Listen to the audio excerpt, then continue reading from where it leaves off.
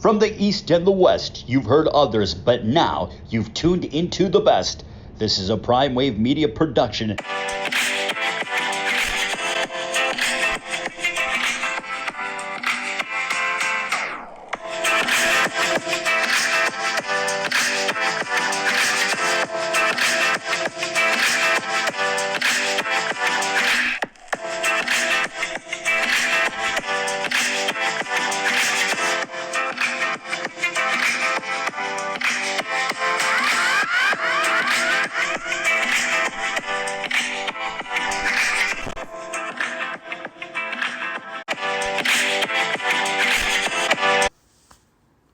What's up, world? What's going on? Hope everybody's feeling good, feeling great. It's Monday. Pretty much just getting ready. Probably will be doing the show a little bit later tomorrow because I'll be on the plane early in the morning, but it's not going to be long or anything like that. But pretty much just giving you guys a heads up and everything. The show is going to be a little bit later tomorrow. Going to still be doing NFL bet exchange as well too. Last night, I hope that you guys I hope that you guys took those Patriots last night. I knew that was coming. And Patriots went ahead and took care of that business. Man, I'm telling you right now, they had, as soon as I heard everybody on the Ravens, I was like, well, we're in good shape tonight. Cam Newton showed who was actually the who was here first. You know what I mean? Before there was Lamar, there was Cam, and Cam came through last night. Absolutely beautiful performance last night. All in all, man, they did very well for me last night, pretty much. So if you guys tell those bets I gave to you guys last night, hopefully that you guys did, then you guys cashed out. You were on the right side because I saw so many parlays last night that were pretty much dead last night because guys would take minus 340 on the Ravens last night, minus 6.5, all that good stuff. So they ruined everything. They ruined everything last night for everybody. So it is what it is at the end of the day. So pretty much, man, shout out to the Bay, man. I see you, A's fan. The only team left in Oakland now, man. The A's. But the A's ain't gonna. The A's aren't there for long either. They've been trying to move into their little stadium somewhere. That I heard now that they may be going by Jack London Square, but we'll see. All right, let's go ahead and get into this NBA news though first, man. And big news happening today with my Lakers, state of the Lakers. Let's get it going today, man. Let's just get it going. State of the Lakers. Looks like Dennis Schroeder's on his way to the Lakers right now for Danny Green. I think this is an exceptional trade. Danny Green had already ran his course in Los Angeles because you know what, man, to keep it real with you, dog, I know you don't want to see nobody get messed with on the internet and all that good stuff and all that, and be bothered and, get chastised and things. But Danny Green was doing some dumbass stuff in the playoffs, and he was missing a lot of shots. And he has to understand that he plays for the Lakers, bro. So when you fuck up on the Lakers, the people are gonna let you know about it. And his skin wasn't thick enough to be a Laker, man. He's over here whining and crying about I'm getting bullied on the internet, knowing that you got hands, boy. These people that are talking to you, you can rough them up. So how you getting bullied?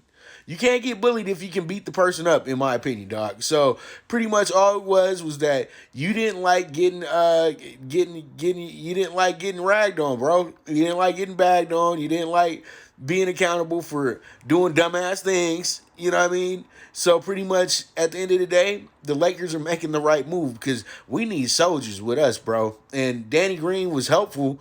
He was helpful with the little threes here and there. But the thing is, though, at the end of the day, we need some riders. We need some guys with some tough skin out over here with the Lakers because it's only going to get tougher. It's only going to get harder because you got the most hated person in the league in LeBron.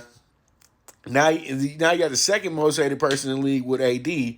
And so pretty much we got it's the most hated team.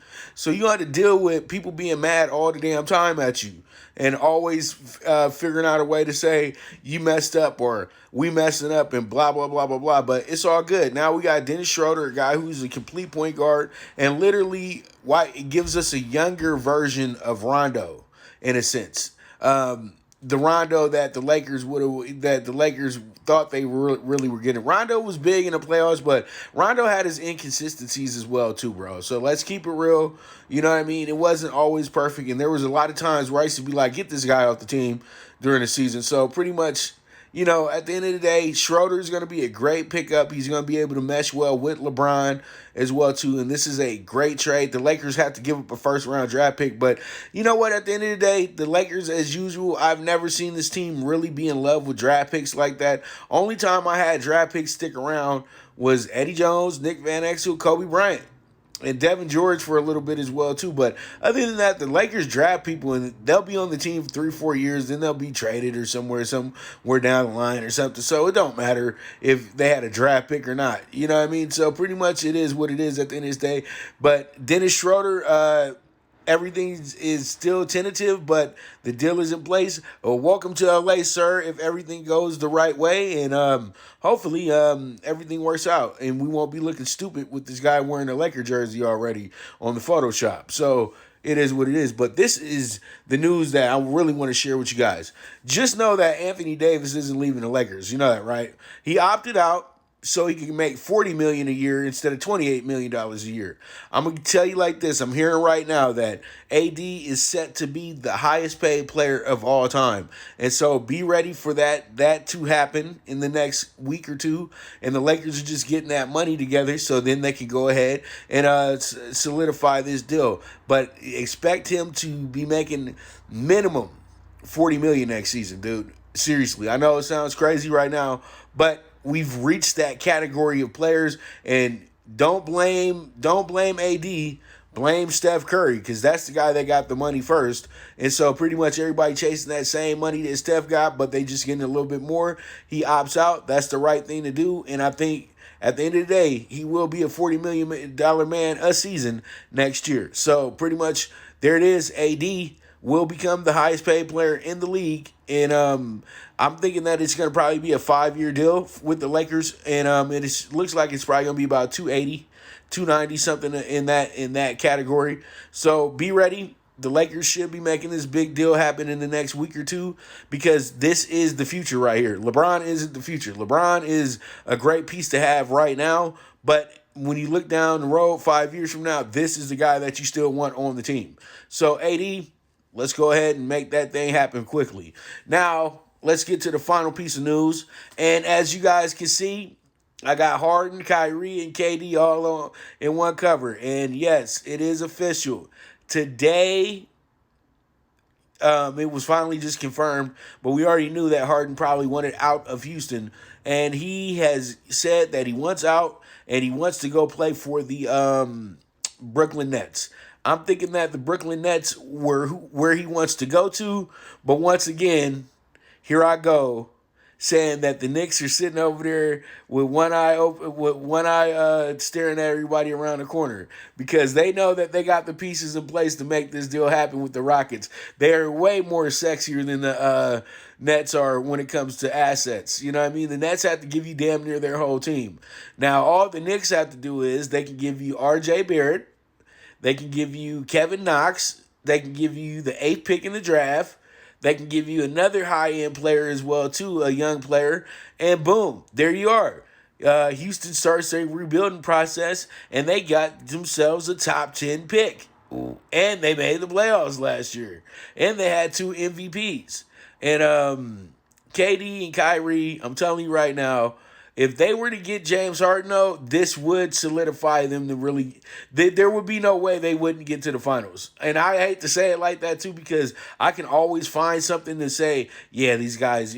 But if they were able to get these 3, keep Jared Allen, the center, and maybe keep, say, Joe, the shooter, the guy who won the 3-point contest, Joe Harris, somebody, because Dinwiddie was gone. That guy's out there. Dinwiddie would not be there with Harden. Seriously, he wouldn't. So, and Karras isn't going to be there with him either. So, pretty much, those 2 are really good for a trade as well, too. So, it looks like this could be a possibility, but the Nets don't have any top picks to really hand over to the Rockets. And I know the Rockets are looking for a top 10 pick. So, right now, if you're a team drafting in the top 10, James Harden could be on your team. seriously. And it don't sleep. But I heard Atlanta's even made a phone call. And we all know James Harden loves himself some strippers. So pretty much, where's the strip capital of the world? In Atlanta. So you know what? If you went to Atlanta, you could expect to see yourself maybe in the finals in the next 2 or 3 years. So we'll see how it goes. So the pursuit of James Harden begins, and we'll see how it goes. But we know that he will not be in Houston next season. So sorry, Houston is back to square one. The general manager's left. Westbrook's on the way out. Harden's on the way out. Hey, you get your city back somewhat, and the Rockets will be all right. They always figure out a way to get back around, and they always figure out a way to get some type of star there as well too. So there it is, there it is. So let's get to what y'all came in here for, and that's for these bets. And there it is, the Monday Night Football bets. And you guys already know, as I told you on the show, I was rocking with the Bears. I'm still rocking with the Bears. The Bears have not lost 2 games in a row all season. So pretty much where I'm going with this is that the Bears are going to have themselves a game today. Pretty much the Bears have looked good on national television as well too. Last time they suited up, who did they beat? Buccaneers. Buccaneers are much better than the Vikings. And the Vikings have struggled mightily in Chicago as well too, the last few visits that they had. And the last time they played on national television, it was an absolute shit show for Minnesota. So pretty much I'm rocking with the Bears because the Bears are coming in here with that look that, hey, they ain't looked too great last week, but they damn near came back and won. So what I'm doing here is I'm taking the Bears today with the plus 155. I feel like we're going to get the over 21.5. And let me tell you why I like the over so much here. I have the stats on my computer. And I do stats on my own as well too. I don't pay for that stuff. You can do it on your own. It's a lot of fun. It's a way to kill some time as well too. You know what I mean? Do your own research, do all that good stuff. And pretty much what happens is that from what I saw, when it comes to over and unders in the division, not one game has went under in the NFC North. So note that tonight, because that's something that you could play or you could fade, because the trend could be going the other way too. But I'm rocking with the trend tonight, and I think that the over 21.5 will be a hittable ticket, and that's why I'm taking the first half over 21.5. Let's see how it shakes out. And then I feel like the Bears scored a touchdown in the first quarter, so let's go ahead and take that over 3.5 team total. It worked out for us yesterday, because they were like, well, the Packers only scored 7.5. They scored 13. So pretty much we'll take the over 3.5 team total first quarter. So hopefully they get us, 2 touchdowns or a touchdown, 2 field goals, whatever they need to do. Just go ahead and get more than 3 points and we'll be fine. So there it is. We're taking the 3.5 team total first quarter. And then I got the Vikings going under 24 team total as well too. Look at all the Bears games. Who has scored more than 24 points on them this season? Just look at who scored who scored a lot of points on them this year. And you'll go back and be like, well, not this team. You know what I mean? Now, you saw the Saints get 26, but look at the other teams as well, too. I don't even know if they've had 30 scored on them yet this year. Because when you look at the Rams game, did the Rams get to 30? Nah, I don't think so. I think it was 27-13, 27-10, something of that nature. So all in all, this Bears defense is literally a very good scoring defense. So I feel like they can keep the Vikings under 24 points today. I think the Vikings cap out at 21. To be honest with you, I wish I had the hook, but there's a reason why the hook's not here, because they know if you have the hook, they're going to be cashing out a lot of tickets. No, I don't think the Vikings get it done. I know and I know why people like the Vikings a lot, because the Vikings seem like they're starting to get it together and everything's looking really good. Pretty much first half of the season they had some very tough games. Let's be honest with it. They didn't lose to bad teams. They lost to teams that are very good. You know what I mean? Like Atlanta has a bad record, but they're not a bad team. It's just that they just don't finish games. So pretty much it is what it is.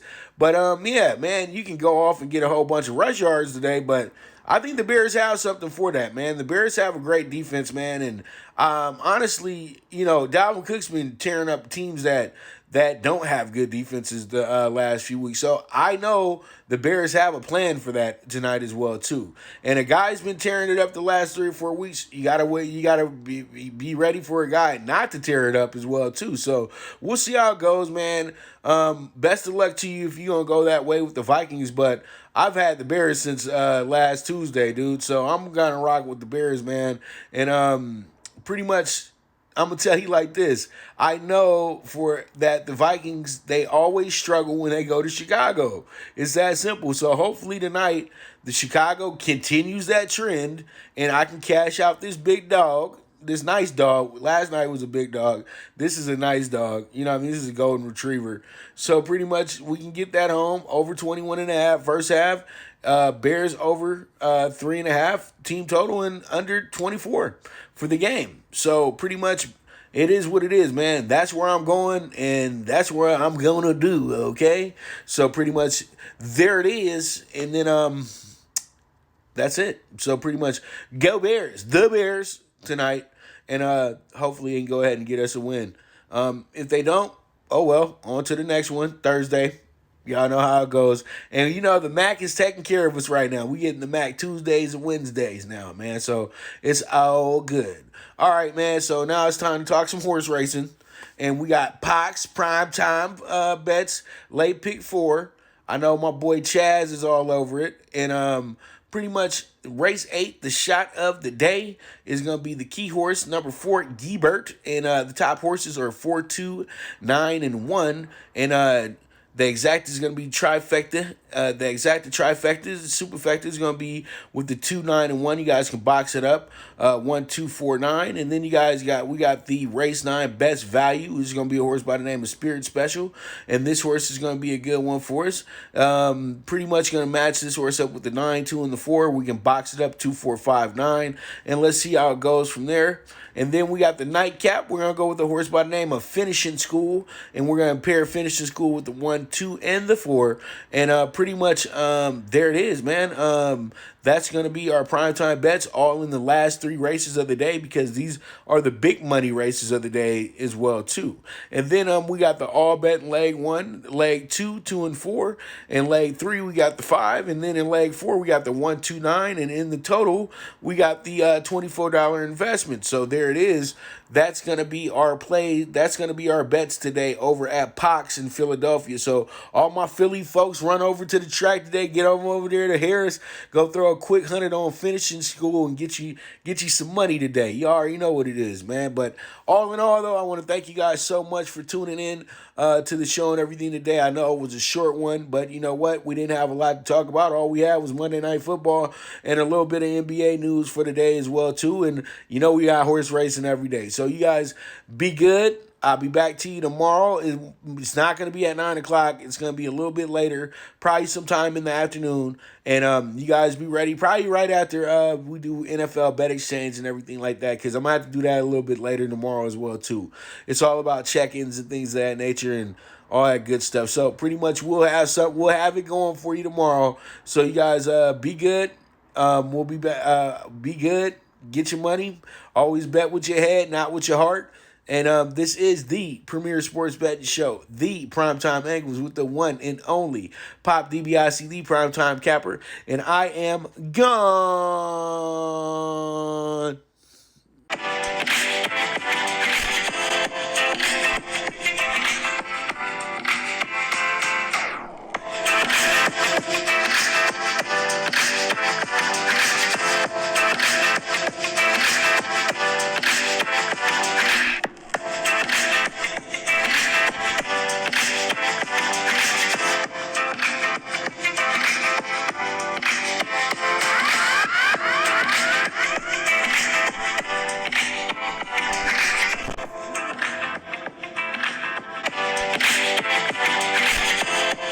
Thank you for tuning in to the Primetime Angles, the Premier Sports Betting Show, hosted by the one and only Pop DiBiase, the Primetime Captain. This is a Prime Wave Media production, and go ahead and press that subscribe button.